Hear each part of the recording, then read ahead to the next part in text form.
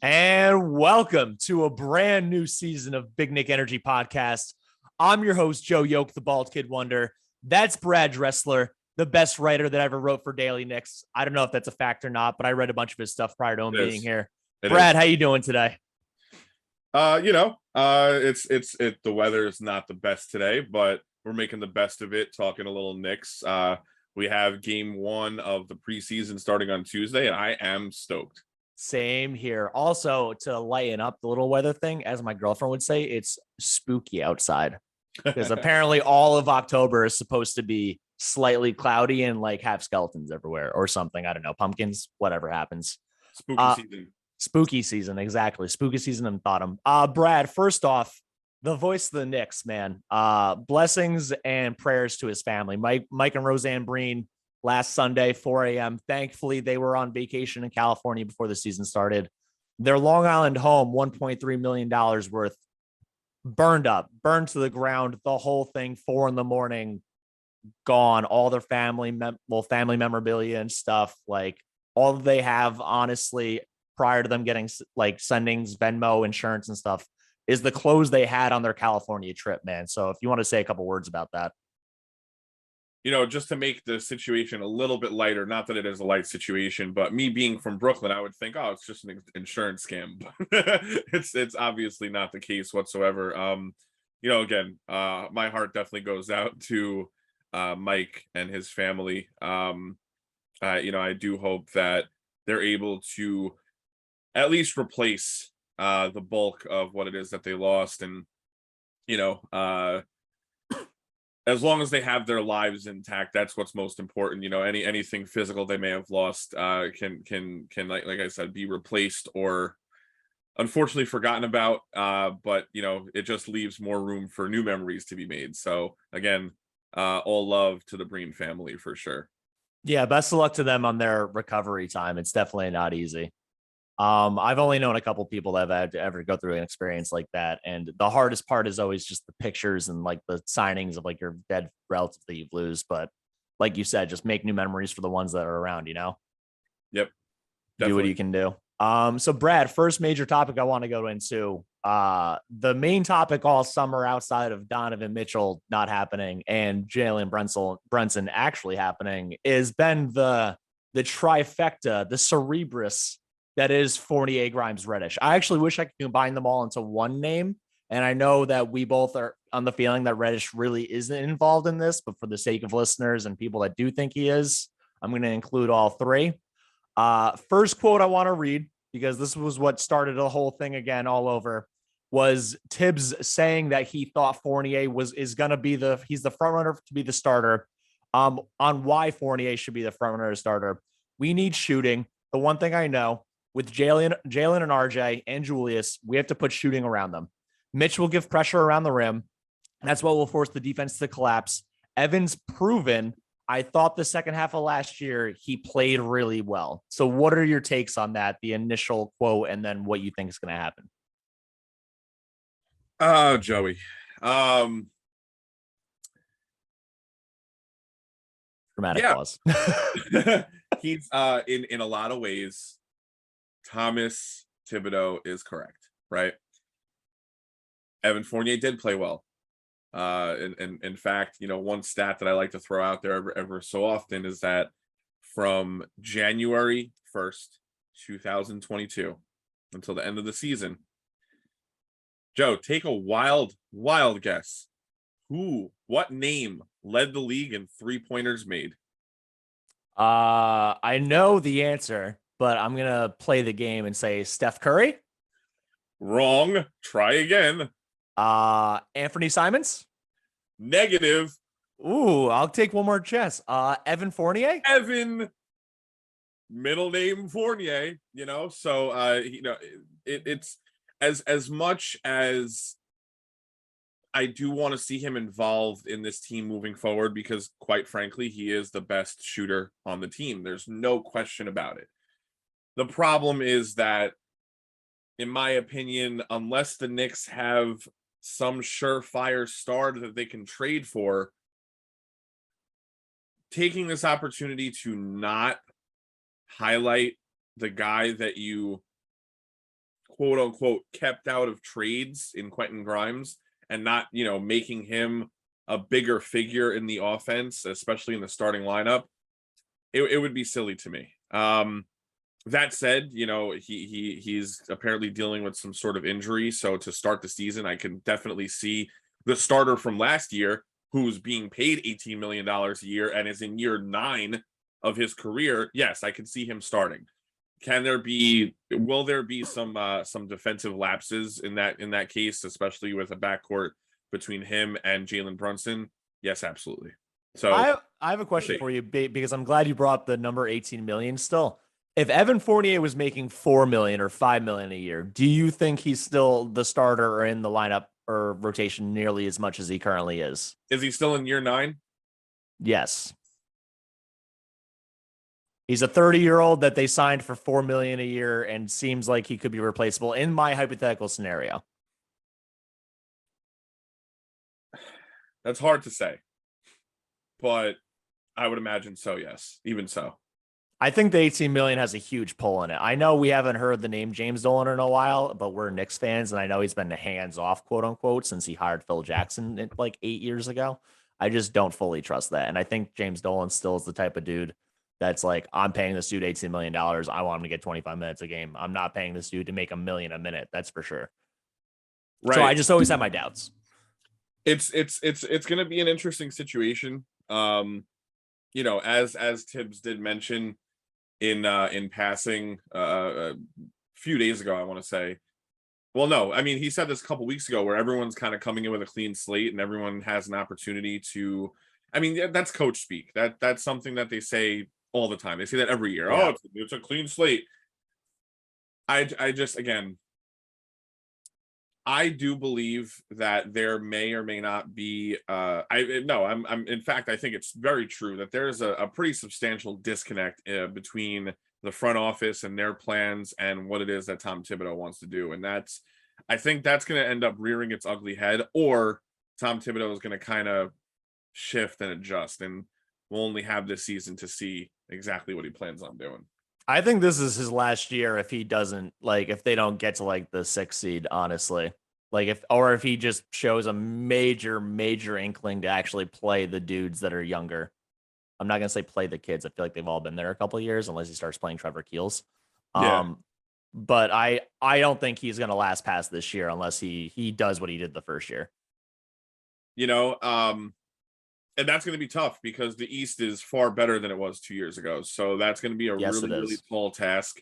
Of course, it depends on, what potential moves are made, if any, which we'll probably touch on a little bit later on in this episode. But yeah, it's going to be an interesting couple of months. And to your point, I do believe that Thibs, I mean, I think it's very obvious what the front office wants done, because they made it pretty, like, everyone talks about wanting to see direction, right? I think it's pretty clear what this front office wants as far as direction.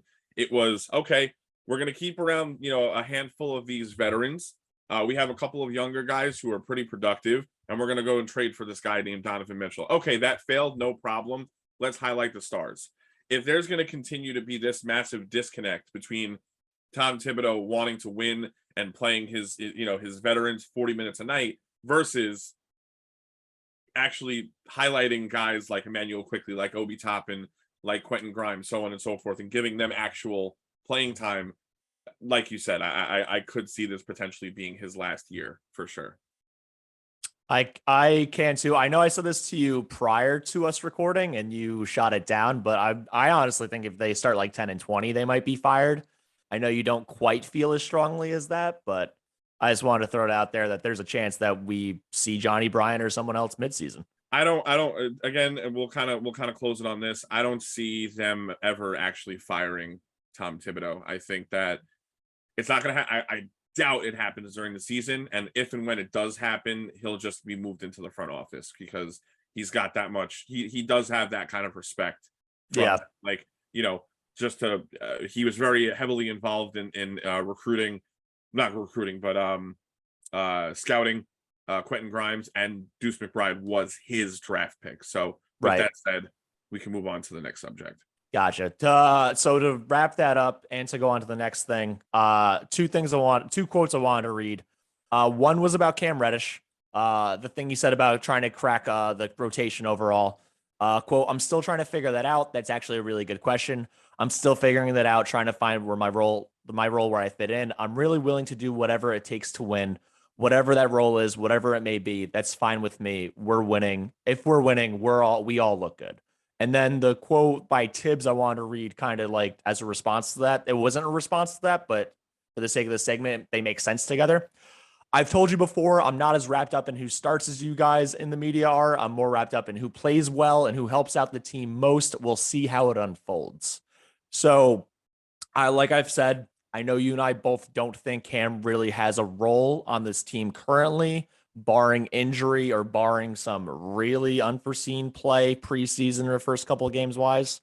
Don't see him cracking the rotation.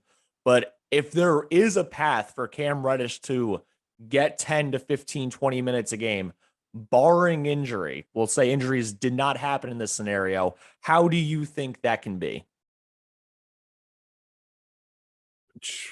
Great question. I think that it may have to come by way of trade.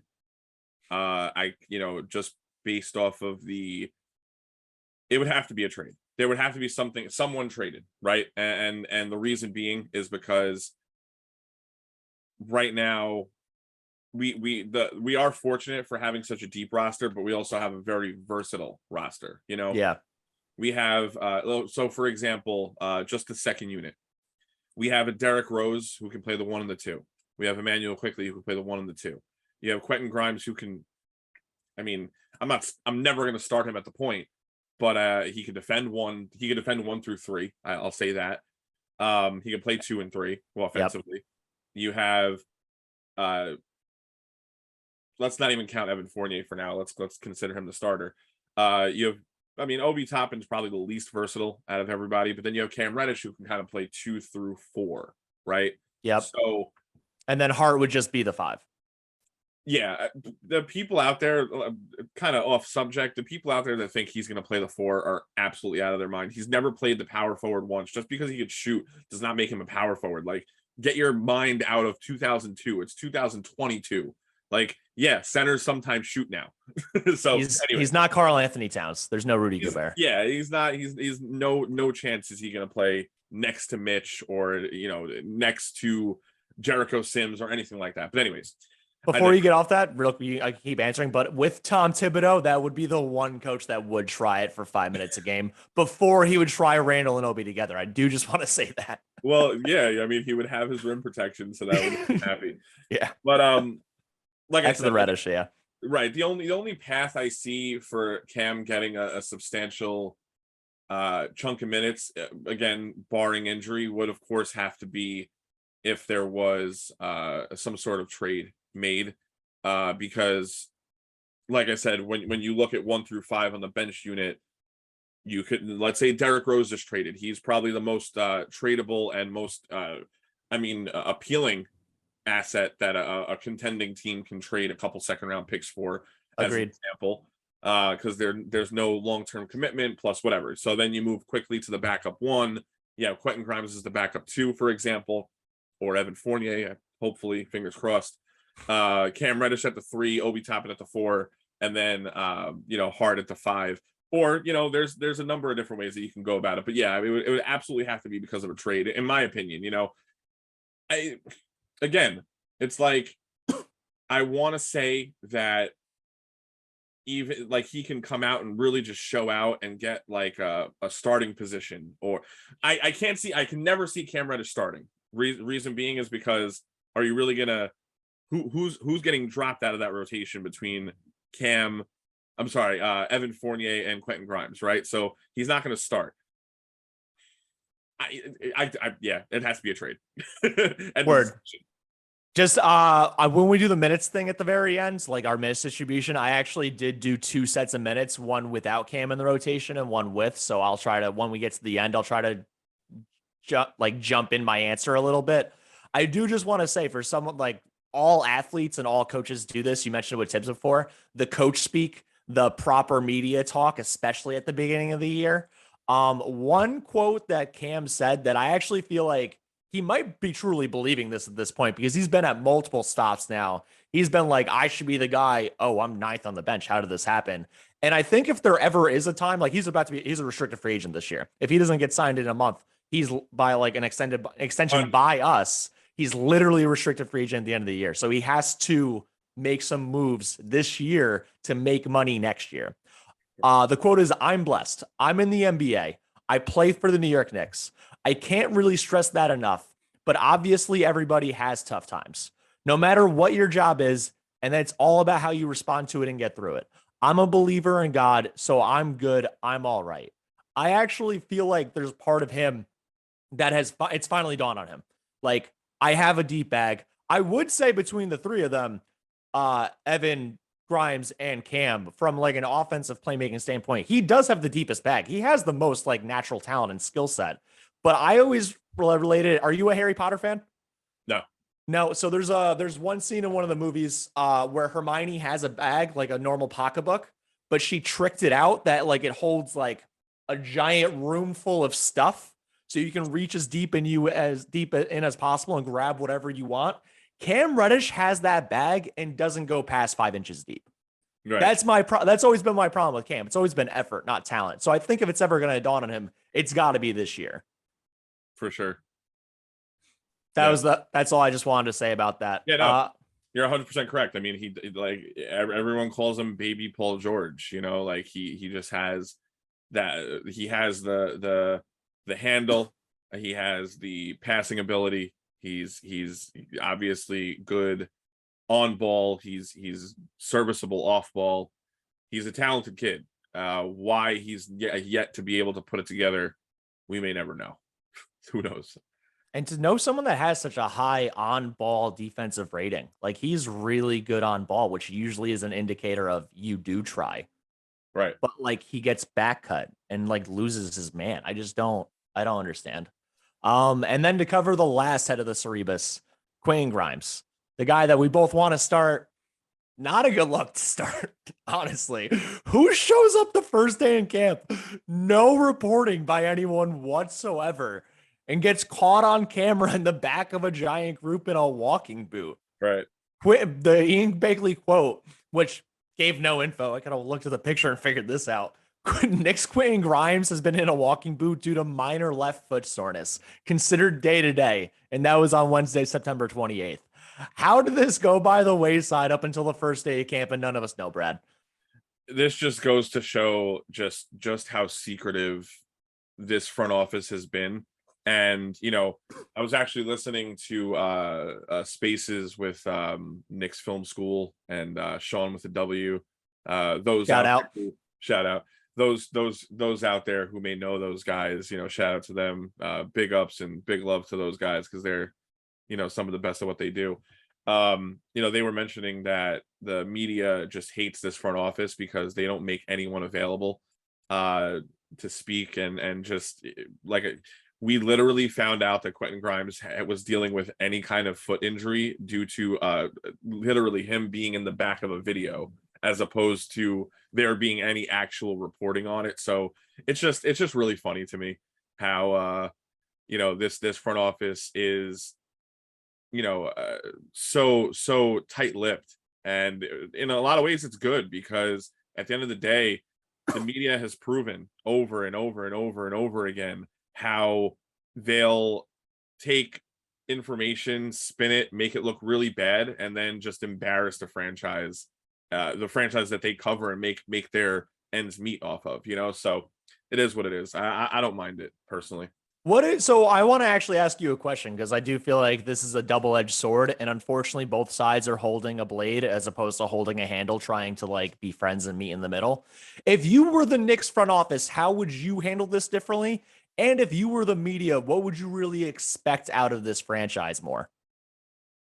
Right now, I mean, it's pretty obvious what the media wants. The media wants more availability, you know. Ever since this front office took over, I remember actually having a conversation with Mark Berman through Twitter DMs back when I was with Daily Knicks, and he was just complaining. He was like, yeah, no, we really wanted Austin Rivers because he's more, we wanted Austin Rivers to come out and talk with us, and they didn't let him because he's a bit more candid.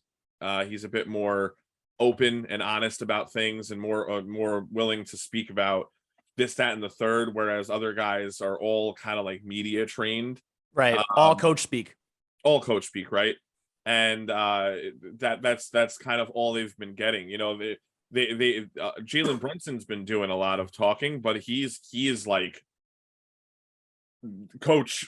he is coach. Like right, exactly. He is basically Rick Brunson 2.0 in this. Jalen Brunson's going to be on a coaching staff when he retires. I'm sure. Oh, that's a guarantee. That's a guarantee. I mean, I can't see it any other way. But you know, to your point, to the point, Jalen kind of he's saying all the right things, but not necessarily really giving us too much information. So that's kind of what the media wants for sure.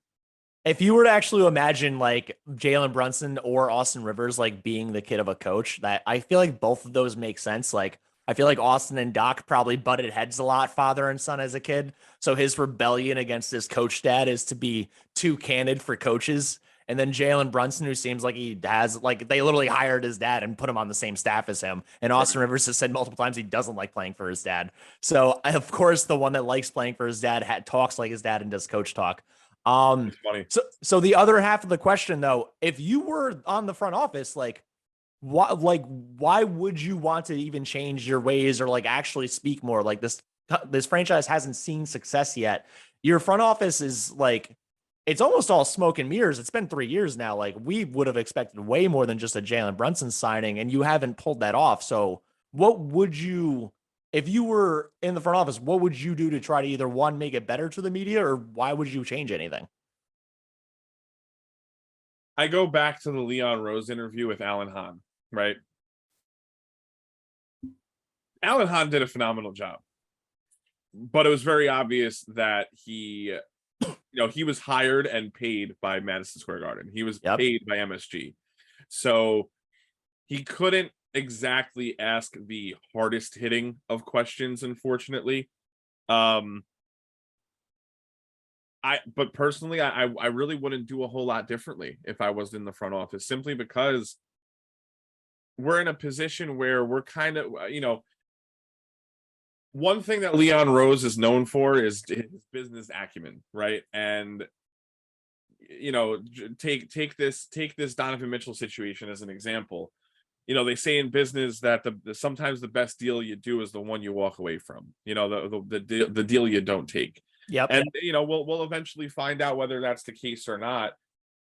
Frankly, too much talking, and especially in a media market like New York City, where literally the littlest thing will get to ESPN, we'll get to all the major outlets. Stephen A is talking about it every 3 seconds, and he's obviously a huge personality, where he's going to get clipped and sound bites taken of him left and right. Why not be more tight-lipped? At the end of the day, all it really alludes to is just having more leverage in situations and not having the entire universe know exactly what it is that we're trying to do. I agree. That's the thing. It's like, that's why I think they're both holding the blade part of a double-edged sword. It's like, I think if I was same as you, if I'm in either one of their situations, I'm doing exactly what I'm doing. If I'm the media, I'm super mad. I'm trying to push buttons. I'm trying to get more answers out than they're giving me. And if I'm the front office, I haven't seen the success I want. I'm in New York City, the biggest media in the world, definitely in America, probably in the world still. I'm not actually trying to give any answers. So, I mean, I think they're just going to both be walking this tightrope all year, or until one, Leon Rose and crew get canned, which I don't think is happening for another 2 or 3 years at least, even if they don't have success, or two, they find success. And that's it. So last couple things real quick before we wrap up.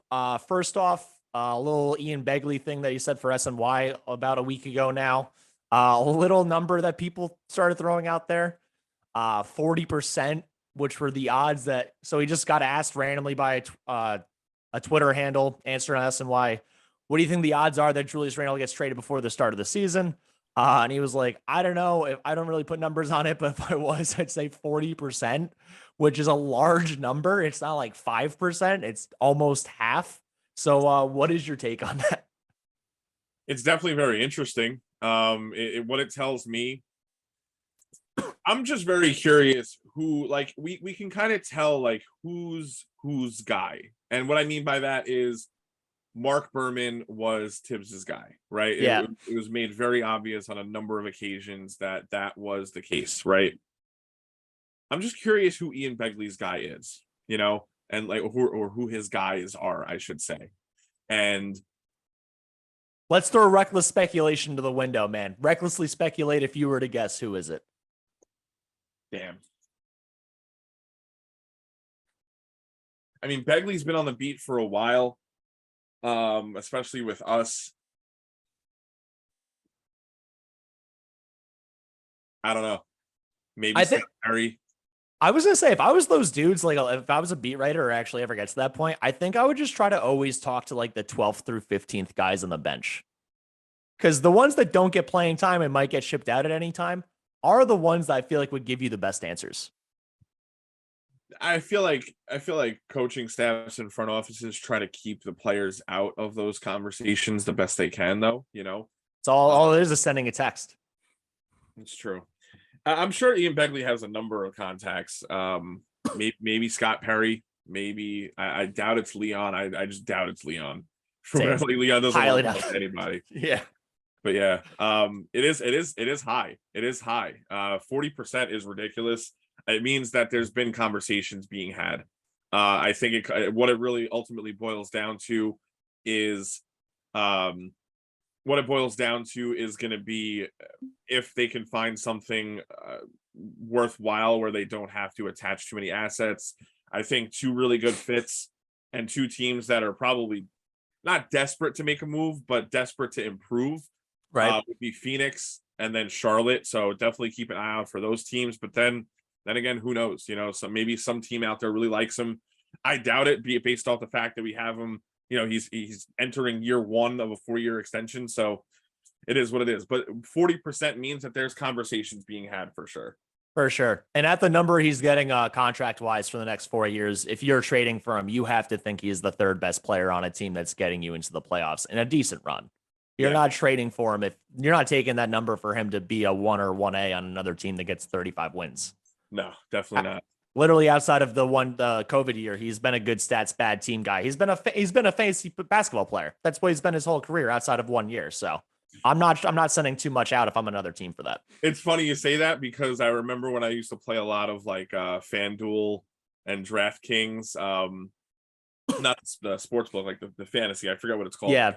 Where you you pick different players. Daily fantasy, daily fantasy, right? There you go. Whatever. It's been that long since I've done it. But Julius Randle and Elfrid Payton with the New Orleans Pelicans were studs for me. Both of them were like triple-double monsters. It was great. And cheap as fuck. And always cheap. Yep. Super cheap to get on. And then to work off the Julius Randle 40% thing. Last question, we're gonna wrap up. Did you write down the numbers or have an idea of what you think the minutes distribution will be for the beginning of the year?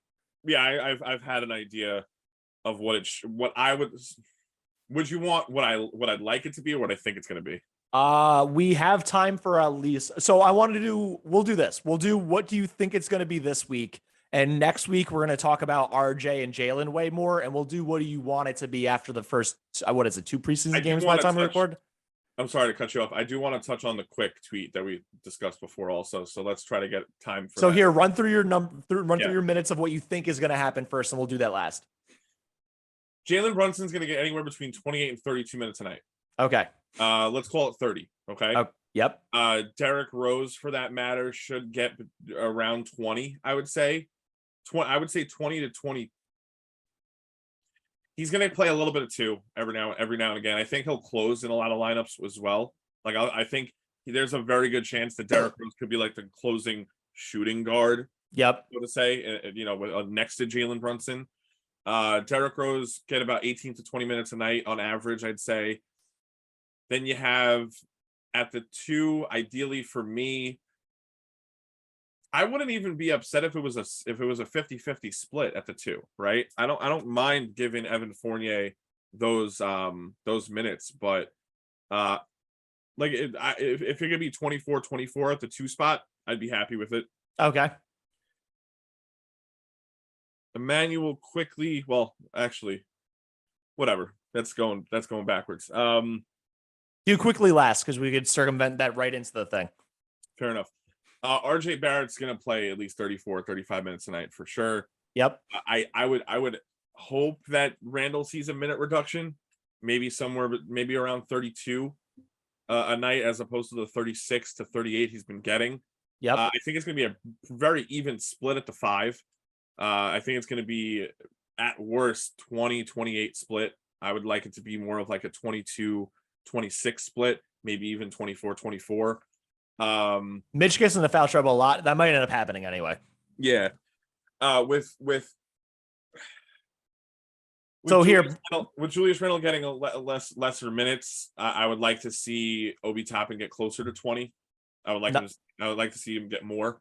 But and then Emmanuel Quickley, I mean, he averaged almost 24 minutes a game last year. I doubt he sees that. I think he would get around 20. So here, let me say mine real quick, and I'm also going to mention Quickley as the last dude because I actually wrote them in basically most minutes to least minutes. Go for it. And he is the last guy I have. So I have RJ at 34, Brunson at 32, Randle at 29, Obi at 7, or Mitch at 27, Ihart at 21, Rose at 22, Obi at 18, Evan, Fournier and Grimes, I both put at 20 minutes.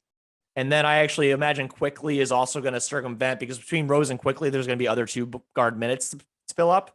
So I have, after they both get 20, that leaves IQ to get 18 minutes a game. And then I made a separate one that if I actually took off a minute from every single person, I threw 10 minutes to Cam just to give him a shot at some point. And 10 minutes isn't that much of a hit on any point. But IQ for the 10-man rotation I have, which it sounds like the same for you, gets the least amount of minutes on this team. So that does make this tweet that you saw, if you could just reread it, very interesting. Just got to find it. It was by I Hate Sean, right? Oh, you muted yourself. Brad, you're muted. Apologies. No, you're good. Yeah, it was from I Hate Sean, from the Knicks wall. Quick was one of the players who didn't get was one of the only players who didn't get a first day of school year or whatever pick on content day, and still hasn't been made available to the media. And this was posted yesterday. So overreact or underreact to that? How do you feel? I mean, why not? Why not get the year 3 when Obi Toppin got it and so on and so forth? I mean, he's taken a bunch of pictures with the Knicks. He just hasn't apparently been made available to the media, which is weird. I don't want to overreact because Grimes also wasn't made available to the media, and then we saw him with a walking boot, which I actually think is a much bigger issue or story than IQ just not taking this picture from the sounds of it. I personally don't think it's that much of anything, but it sounds like you do think it's a little bit more. You never know nowadays, especially because, kind of what we were talking about before. They're so tight-lipped, and I don't know. I mean, it makes almost too much sense for them to move on from someone, and maybe it makes a lot more sense for someone to be interested in an Emmanuel Quickley as opposed to like an Evan Fournier or a Julius Randle that are already on big deals. Obviously Thibs, the person that makes the most sense in my opinion, the person that makes the most sense in my opinion of being traded is Derrick Rose for obvious reasons, but Tom Thibodeau absolutely loves the guy, so it'll be interesting. We'll see what goes on moving forward, but oh man, I love Quick, so we'll see. I do too. It would be wild if after all this, to wrap up the Quick and Julius Randle thing, the 40% trade, they actually get packaged together for something we just don't see literally at all. Brad, can you just say your Twitter handle real quick for me? Yeah, absolutely. So you can find me at Brad Dressler 24. And of course, you can find us at Big Nick Energy _ on Twitter, Big Nick Energy on Instagram, Big Nick Energy on YouTube. You can find us everywhere. We have merchandise, we have spaces, we have now a podcast.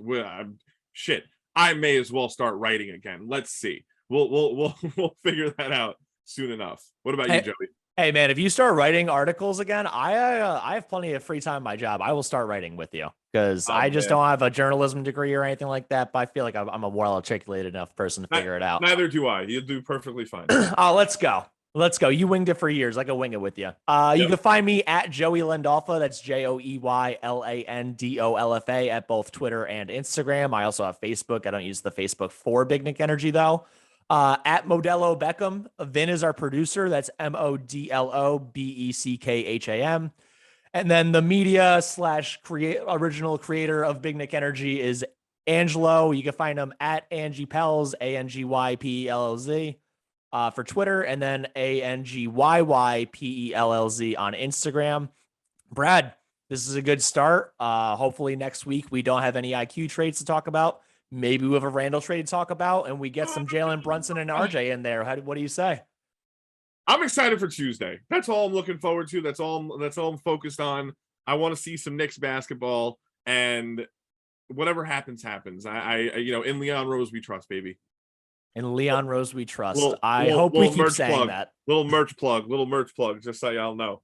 Love it. And with that, we're out. Peace.